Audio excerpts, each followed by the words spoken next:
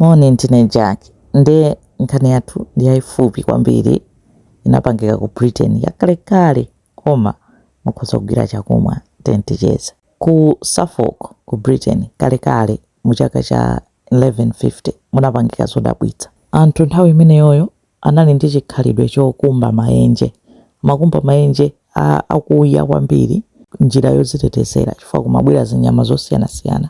Mawofu yani kuti anthu nkumajiwa podziteteza kuti asajiwe amakumba maenje kunoti zinyama zija zikamabwera kazi ziyenda sizikudziwa kuti pali dzenje zimagweramo ngati matrap eti.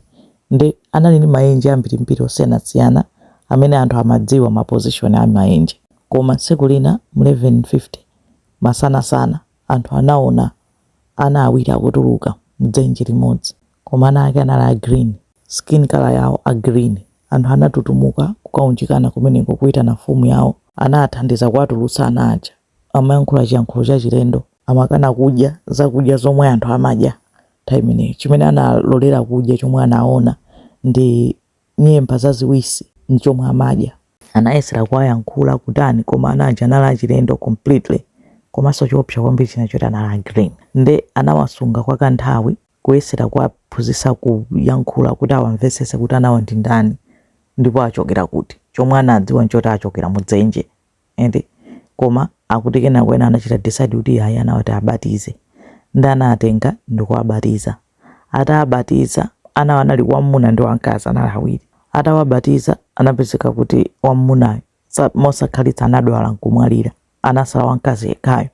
Nene nthawi wamkazi uja anaphunzira kuyankhula chizungu mpamene anamufunsitsitsa kuti ndiwe wakuti. Mwana uja ananena kuti kwawo ndi ku St. Martin's Land.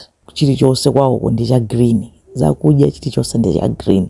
Anthu onse ndi a green. Amati ku Twilight Zone kwina kwake kuti zosamvetsetsekabe zomwe amatani amanena. Ndi nthawi mtsikana uja atakhazikika nkumadya zakudya zomwe anthu amadya kutani skin yake inayamba kusintha kuyamba nokuoneka chimodzimodzi ndi ana ena kuyamba nokhala chimodzimodzi ndi anthu ena onse. Ugreen uja unatani unakhala ngati kuti ukuchoka. Kenako atakula anakhala basi chimodzimodzi kusintha akala kukhala bwinobwino nkukhala anakwatiwa kukhalanso ndi ana chani.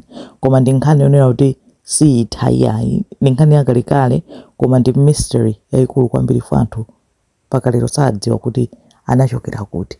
Amatchedwa the green children of Woolpit. Ma scientist mpaka analowererapo ena kuti yayi mwina anali matenda ndi anthu ati ngati anali matenda amachokera kuti poti angochokera mdzenje. Aliyense amanenapo zifukwa zake kunoti anawo anachokera kuti. Koma ndi nkhani yonena kuti ili well documented kuti zinachitika ndithu koma komwe anawo anachokera sikudziwika. Imene ndi nkhani ya the green children of Woolpit. Zikomo kwambiri.